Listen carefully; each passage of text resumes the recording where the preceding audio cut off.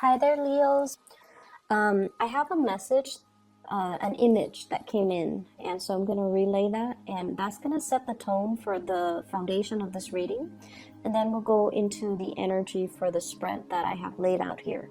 So, first of all, I see you, kind of, it looks like a medieval knight, but it's somebody who's like, maybe like a squire, and I see a tower.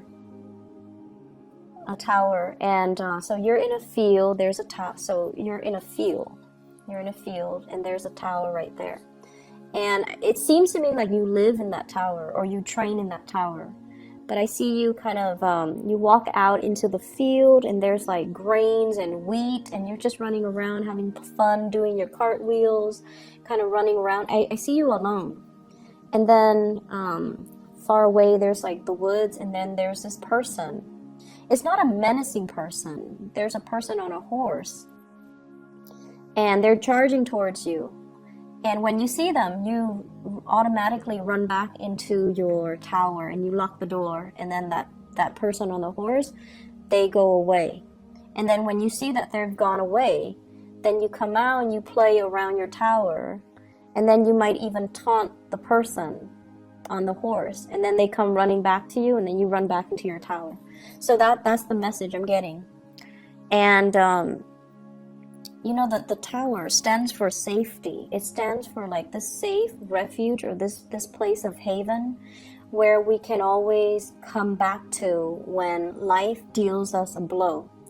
And I feel there is a sense here where it can feel over time like your geographical location might be very, very limited. So let's just say, okay, if the tower is in the middle, right, you're bounded by the circumference, like you can only roam so far, okay, because it's a place of refuge, so you can always retreat back to it. So you are only going to be able to, venture so far away from it before you start to feel that sense of anxiety, like, oh no, am I going to be able to run back in time? If it rains, am I going to be able to make it without getting wet? If there's somebody chasing after me, and they're on horseback and I'm on, I'm running with my legs alone, am I going to be able to get back before they catch up to me? So there's an element here about being bounded by your geography. And for some of you, honestly, I feel like it could be, the environment that you're in. Are there jobs that are appropriate to your field or to your area of expertise?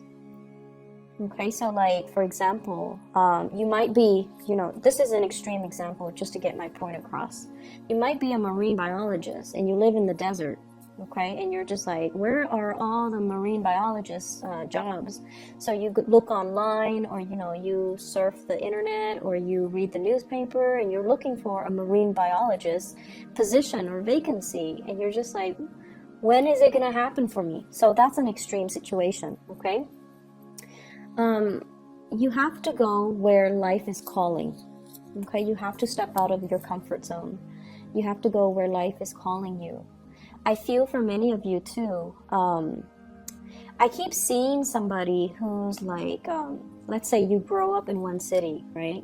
You move away for college, and then as soon as you graduate college, you move back to that city.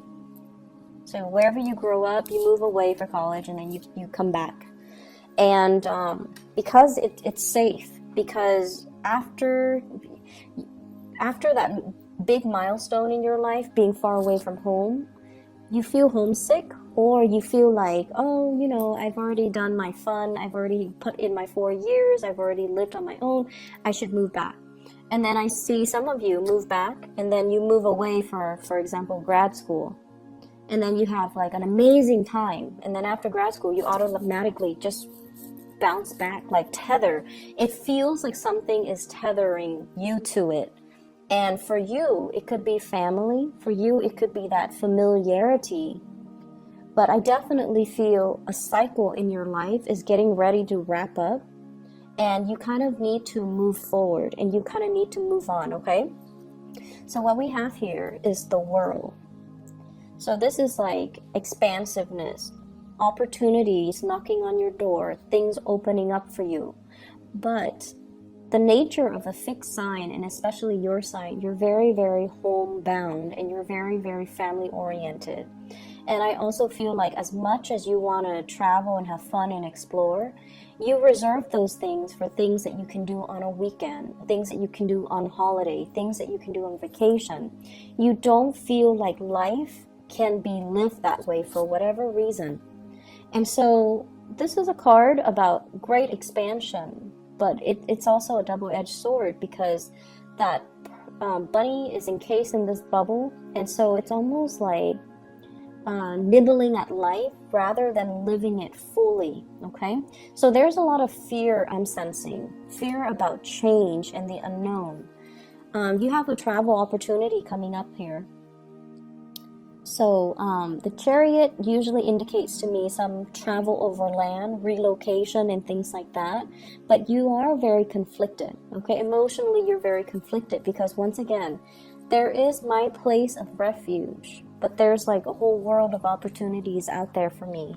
And so I feel like the time period where you are keeping yourself, within like that 10-mile radius, kilometers, whatever you want to call it, there is a radius, and for whatever, it's self-imposed, and for whatever reason you don't feel like you can step out of it. You don't feel it's safe. You are quite fearful, I'm sensing.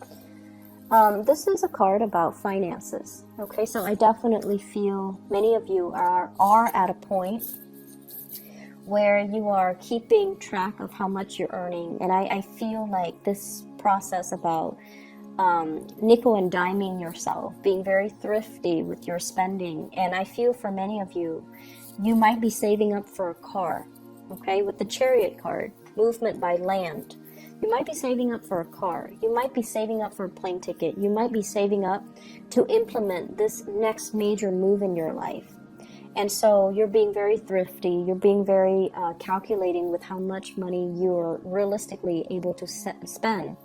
And you're trying to save up, which is a very noble, honorable thing to do. And I feel like, over time, I would say by the summertime of next year, 2019, I feel like you're going to sail over financial hurdles.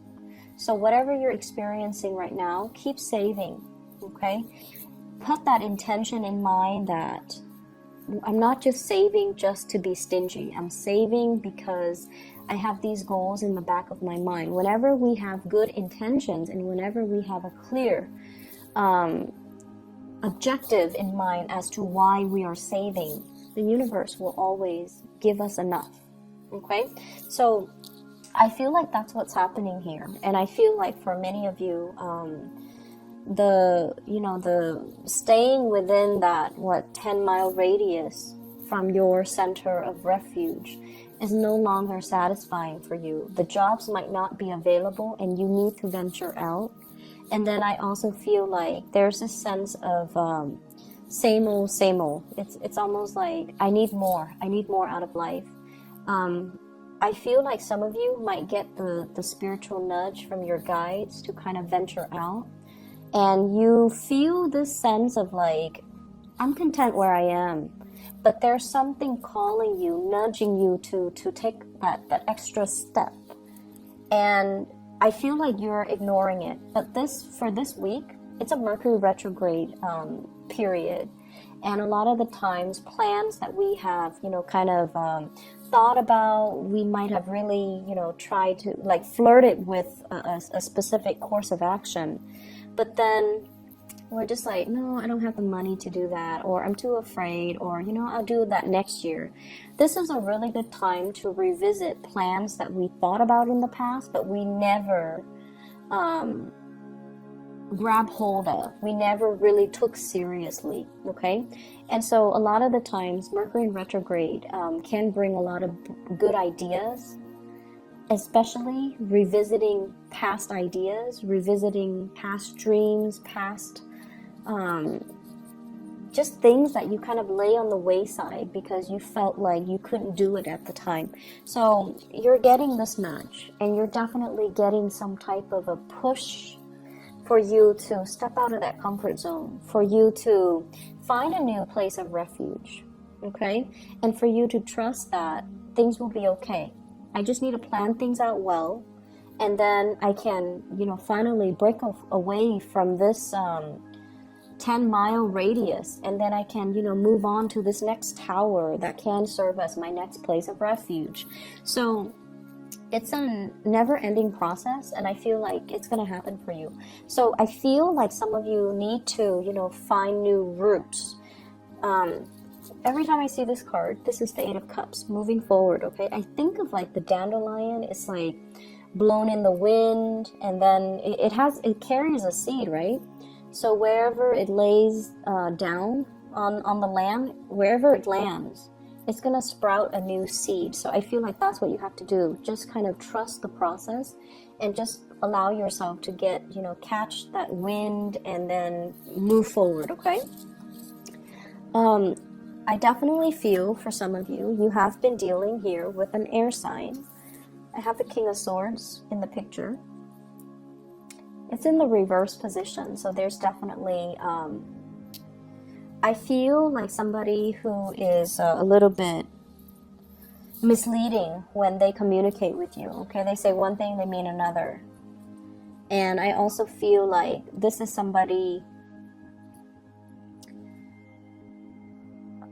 I'm feeling like there's a fantasy built up around this person. So let's get married, let's have a family, let's have a child, let's get engaged, let's move in together. For whatever reason, there was this big grandiose fantasy built around this person. And so air signs, Aquarius, Gemini, and Libra.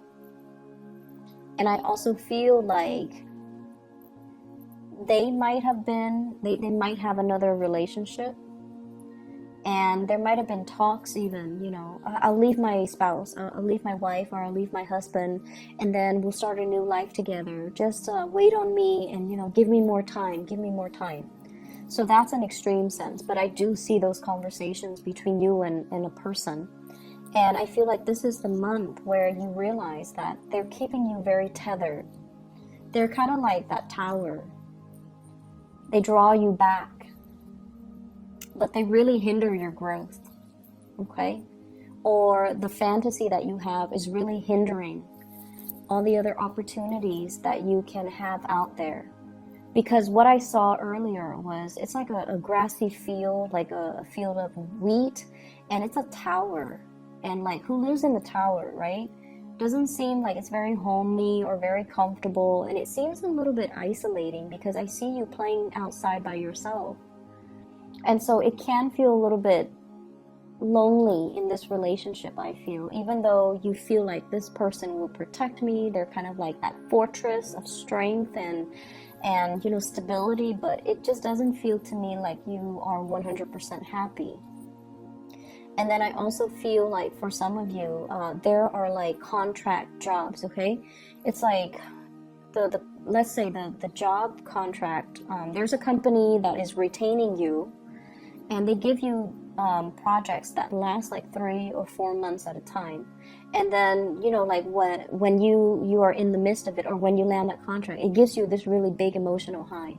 And then 1 month right before the contract ends, you get into this sense of anxiety, like, oh my gosh, where's my next paycheck going to come from? I have to scramble. So rather than enjoying the process of completing a project, the satisfaction we get for work that is well done, rather than doing that, you're spending that last month like scrambling around for new work, for new projects, for new contracts, for new, opportunities. And so you're living almost like from paycheck to paycheck. You're living almost like from one provisional time frame. There's a definite start date and there's a definite end date. And then you're scrambling for the next start date and the next end date. So it feels like you can't really plan anything long term. because everything revolves around, you know, start, end date, start, end date.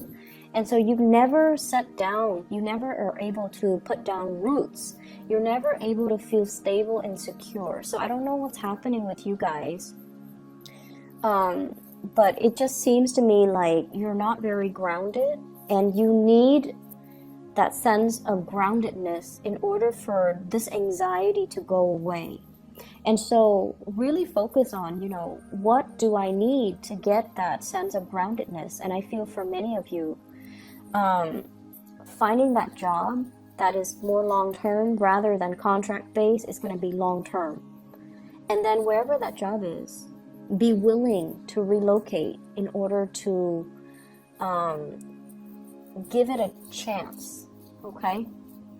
And don't talk yourself out of it, because I feel like wherever you are right now, I keep seeing you outside in the grass, you know, in the field, like playing just by yourself. And it feels to me like we don't need a lot of people in order to be happy. But I feel like it just feels a little empty. And I feel like that's not what a Leo person would want. You shine your brightest when you're in the company of others. And you shine your brightest when you can share your achievements with other people. And especially with the people that you love, you want to be able to share the moment with them, but also see the pride and see the admiration and see the, you know, the love in their eyes. But it just seems like, you know, just playing alone in that field, it can feel a little bit lonely. Give me 1 second. There's another message coming through. I was trying to figure out, you know, the person on the horse, like, chasing you. I don't see any malice. Like, they're not, you know, going to catch you and kill you, or they're not going to hurt you. So it feels like, you know, you were taunting them, and then I feel like it's somebody who is a love interest. So for those who are single, yeah, that makes sense. It seems like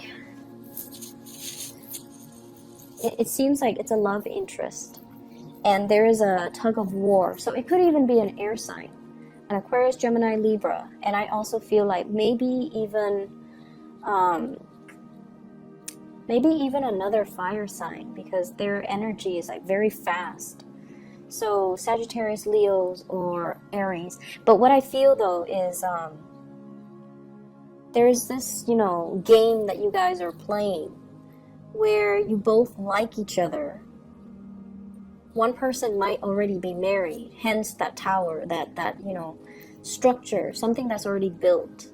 But you're flirting with the idea. You might not feel emotionally fulfilled in your relationship, and so you might be seeking the attention of that person on a horse.